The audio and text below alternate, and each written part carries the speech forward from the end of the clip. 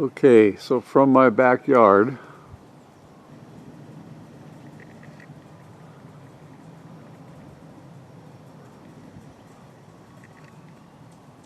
that square thing on the top of the mountain, that's where we're going.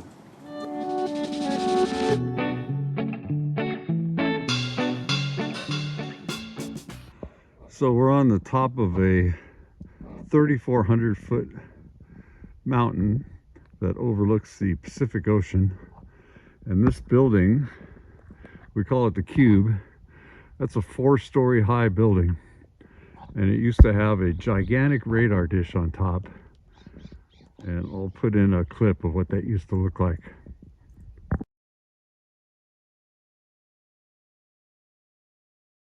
All right, we're gonna head on up there. We're going up these stairs. They've made this into a county park after the station closed. We'll get you a closer view. All right, here's a little closer view. So, back in the 80s, actually probably right around 1980, I actually got a tour of this facility when it was operating. I got to go inside the Cube here, and up on top, the antenna was twice as wide as the Cube, weighed about 80 tons. It was huge. I think it's like 3 megawatts of power is what it was. I'll see if I can find the specs on it, but yeah, this was quite the deal when it was up and running. There used to be a smaller antenna over where that tree is that would, it was the height finder. It would find the elevation of the aircrafts that were coming in. All right, so we're here at the base of the Cube.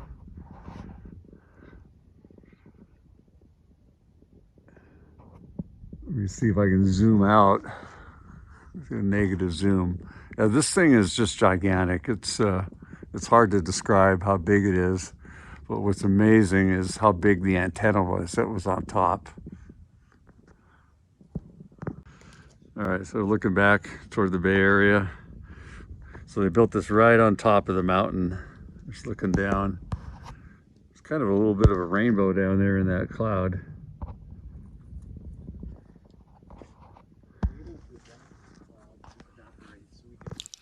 Here's a location map of where we are. We're just south of San Francisco Bay. We're above the city of San Jose. And here is where we are on the U.S. map. This was the second site built, and it was used as a prototype for the other sites.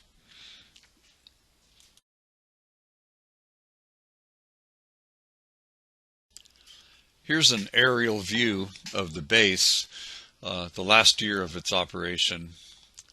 There's the power plant there on the left. They had 3 massive diesel generators, and I believe they ran off-grid most of the time.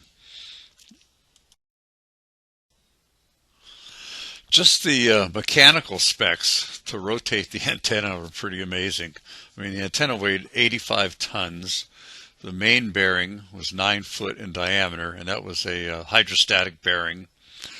Just the bearing itself weighed 5 tons. And then take a look, it took 4 100 horsepower motors for the rotation. How many they ran at one time, I'm not sure, but it's pretty impressive. This looks like a photo of the first version, and as you can see, it was upgraded in 1962 to the more powerful, newer model. The transmitting power was insane. I mean, look at these numbers. Normal power was 5 megawatts. That's unbelievable. And then they could crank it up to 7.5 megawatts during DEVCON 3 mode. And what they did is they had a blanking system. As the beam swept across the populous area, it would reduce in power so it wouldn't fry everybody's TV sets and other electronic equipment. So they had to replace the main bearing in 1975. I'm not sure if that's it on the crane or not. It could be, not sure. We get a little bit of snow every year on these hilltops. It usually only lasts a few days. Here's the workers up there getting ready to change the bearing. I'm sure they had to jack up the whole antenna somehow. That must have been interesting.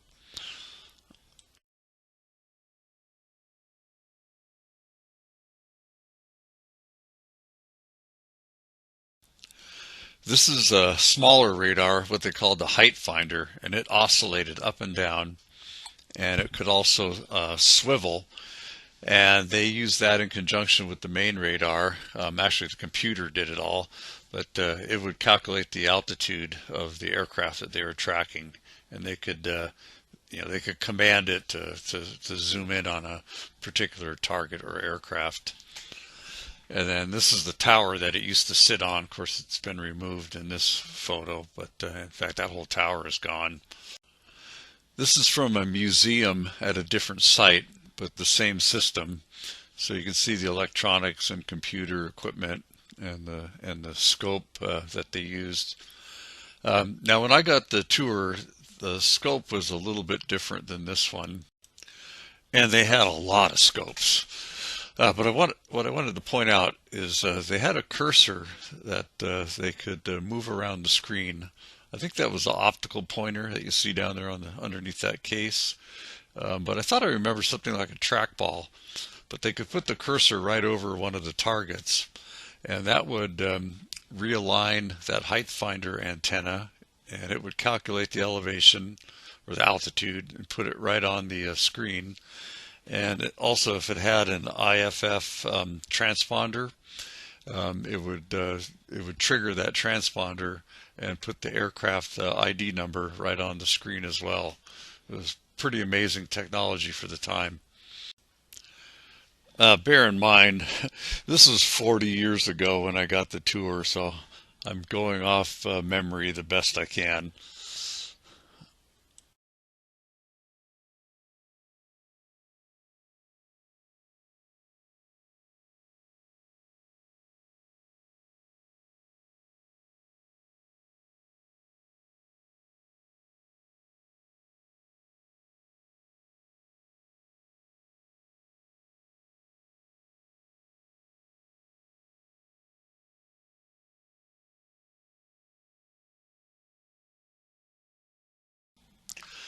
So when we were growing up, the radar station was always like a major landmark for us.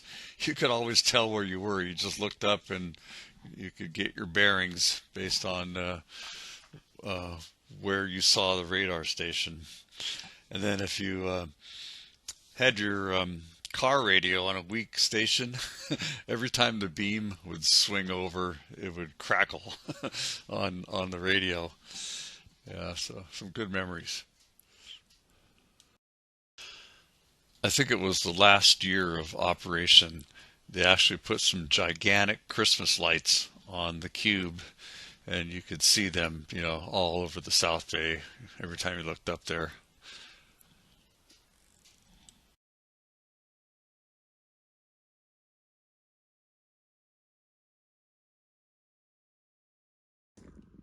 This is the road that we took to get up here.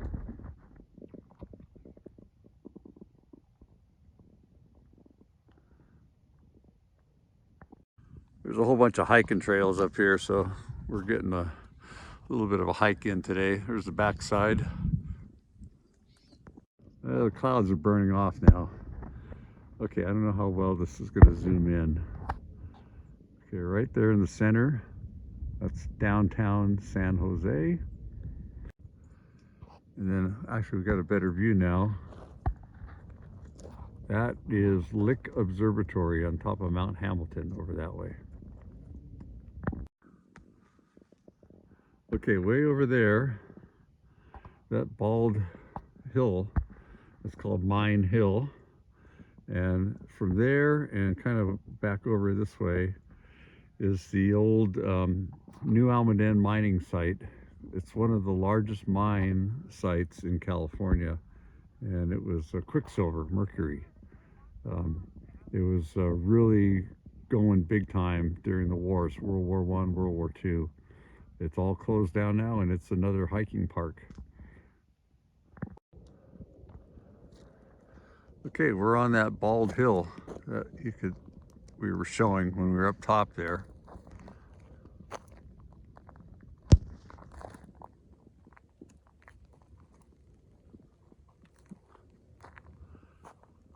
So this ridge across the way here, this is the old New Almaden mining site. That whole ridge is just covered with cinnabar quicksilver mines. They did, the biggest mine was right here at the top. They did some open pit mining, and there's a big reduction area there, rotary furnace and a bunch of equipment. I'll see if I can put in a snapshot of that from when we were there last.